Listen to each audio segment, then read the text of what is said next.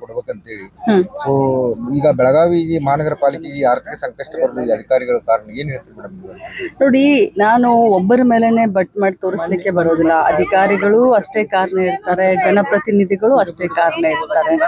ಏನಾಗ್ಬಿಟ್ಟಿದೆ ಈಗ, ಹಿಡನ್ ಅಜೆಂಡಾಗಳು ಬಹಳ ಆಗ್ಬಿಟ್ಟಿದಾವೆ. ಈಗ ಹಿಡನ್ ಅಜೆಂಡಾಗಳು ಇಂದ ಮಹಾನಗರ ಪಾಲಿಕೆ ಆಗಿರ್ಬೋದು ಅಥವಾ ಸಿಟಿ ಜನ ಆಗಿರ್ಬೋದು ಇವತ್ತು ಸಂಕಷ್ಟವನ್ನು ಎದುರಿಸ್ತಾ ಇದ್ದಾರೆ.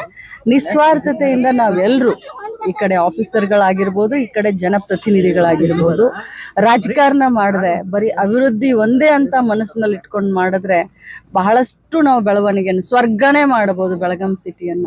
ಆದ್ರೆ ಈ ಹಿಡನ್ ಅಜೆಂಡಾದಿಂದ ಈ ರೀತಿ ಪಾಲಿಕೆ ಸೋರ್ತಾ ಇದೆ. ಯಾಕಂದ್ರೆ ರಾಜ್ಯದ ಅತಿ ದೊಡ್ಡ ಜಿಲ್ಲೆ ಮೇಡಮ್, ರಾಜ್ಯದ ಅತಿ ದೊಡ್ಡ ಜಿಲ್ಲೆ, 2ನೇ ರಾಜಧಾನಿ ಅಂತ ಹೆಮ್ಮೆಯಿಂದ ಹೇಳ್ತೀವಿ.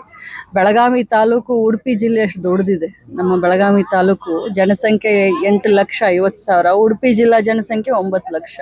ಸೊ ಇಂಥ ಒಂದು ದೊಡ್ಡ ಹೆಮ್ಮೆಯ ನಮ್ಮ ಪಾಲಿಕೆ ಹೀಗಾಗ್ತಾ ಇದೆ ಅಂತಂದ್ರೆ ಇದು ಹಿಡನ್ ಅಜೆಂಡಾದಿಂದ ಈ ರೀತಿ ಆಗ್ತದೆ. ಬಸನಗೌಡ ಪಾಟೀಲ್ ಯತ್ನಾಳ್ ಅವರ ಸಕ್ಕರೆ ಕಾರ್ಖಾನೆಯನ್ನ ಉದ್ದೇಶಪೂರ್ವಕವಾಗಿ ಸರ್ಕಾರದವರು ಬಂದ್ ಮಾಡಿಸ್ತಾ ಇದ್ದಾರೆ ಅಂತ ಪರಿಸರ ಮಾಲಿನ್ಯ ನಿಯಂತ್ರಣ ಮಂಡಳಿ ಕಚೇರಿ ಎದುರು ಅಹೋರಾತ್ರಿ ಧರಣಿ ನಡೆಸಿದ್ದಾರೆ. ನೋಡಿ, ಸರ್ಕಾರ ಕಾನೂನು ಪ್ರಕಾರ ಕ್ರಮ ತೆಗೆದುಕೊಳ್ಳುತ್ತೆ. ನಾವು ಯಾವತ್ತೂ ಕೂಡ ವೈಯಕ್ತಿಕವಾದಂಥ ವಿಚಾರ ಆಗಲಿ, ದ್ವೇಷದ ರಾಜಕಾರಣವನ್ನ ನಮ್ಮ ಪಕ್ಷದ ಮುಖಂಡರು ಸಿದ್ದರಾಮಯ್ಯನವರು ಇರ್ಬೋದು, DK ಶಿವಕುಮಾರ್ ಇರ್ಬೋದು, ಅಥವಾ ಇನ್ನಿತರ ನಾವೆಲ್ಲರೂ ಕೂಡ ನಾವು ಸೇಡಿನ ರಾಜಕಾರಣ ಮಾಡುವಂಥ ಅನಿವಾರ್ಯತೆ ಕೂಡ ನನಗಿಲ್ಲ. ಕಾನೂನಿದೆ, ಕಾನೂನು ಪ್ರಕಾರ ಏನೇನು ಕ್ರಮ ತೆಗೆದುಕೊಳ್ಬೇಕು ಅದಾಗಲಿ. 31ನೇ ತಾರೀಕು ರಾಜಭವನ ಚಲೋ, 31ನೇ ತಾರೀಕು ಎಲ್ಲ ಶಾಸಕರು, ಮಂತ್ರಿಗಳು ಎಲ್ಲರೂ ಸೇರಿ ನಾವು ರಾಜಭವನ ಚಳವಳಿಯನ್ನು ಹಮ್ಮಿಕೊಂಡಿದ್ದೀವಿ.